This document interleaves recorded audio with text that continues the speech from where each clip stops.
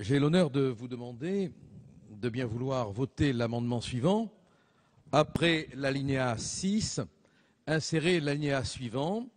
L'emploi d'avenir s'adresse en priorité aux jeunes de nationalité française et... Mais que vous ont fait les Français? Mais que vous ont fait les Français? Ah bon? On ne peut pas parler de la France ici? Ah bon, d'accord. D'accord. Dès l'instant qu'on parle de la France... Nous vous écoutons, mon cher collègue. Non, Monsieur le Président, si on ne peut pas parler de la France Nous vous à l'Assemblée écoutons et vous nationale, seul avez la parole. je vous laisse. Je n'ai pas à parler à des gens qui n'aiment pas la France. Quelle honte! Dès qu'on parle de l'intérêt de la France, revenons vous à vous l'amendement, agitez mon cher comme des collègue. marionnettes. Dites-moi, l'avenir dont vous parlez, c'est l'avenir de quel pays? Moi, je parle de l'avenir de la France. Merci. Revenons à l'amendement, mon cher collègue. Nous vous écoutons. De la France. Alors vous pourriez au moins avoir le respect d'écouter quelqu'un qui se lève pour parler des emplois d'avenir quand ça concerne l'avenir de la France. Et vous pouvez hurler tant que vous voulez. Vous êtes des urnes à hurler. Nous vous écoutons, mon cher collègue.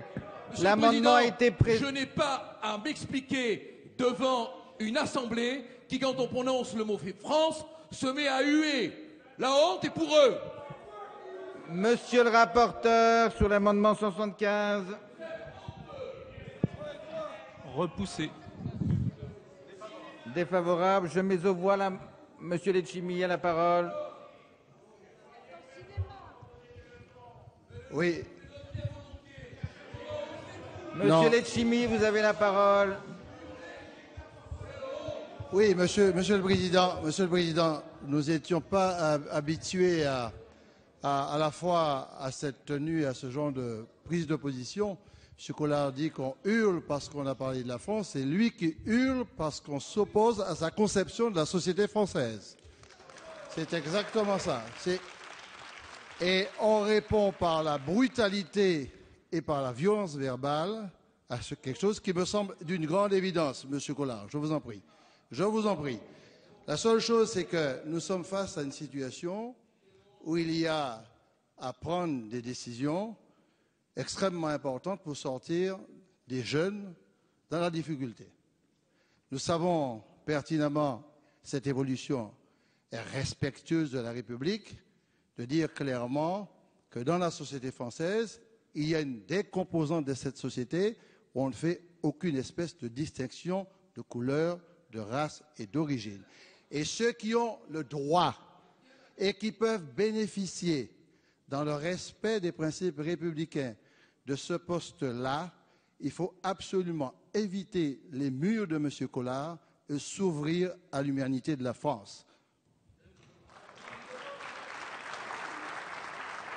Monsieur Collard, vous avez la parole. Merci, Monsieur le Président. Je suis désolé d'avoir blessé vos oreilles, hein. Tout à fait confus. La seule chose que je voulais dire, c'est que dans un moment où la situation économique est dramatique, où l'on instaure une priorité d'emploi pour l'avenir, quel avenir? Il serait là quand même normal que pour une fois, sacrifice bien ordonné commence par celui qui le consent. Et je suis d'accord pour que dans cette priorité, ça soit les Français, mais d'où qu'ils viennent, peu importe leur origine, du moment qu'ils sont Français, je souhaite simplement qu'on dise ces emplois d'avenir, on les réserve aux Français parce que c'est eux qui vont consentir les sacrifices nécessaires. Je ne vois pas ce qu'il y a de honteux ni de scandaleux.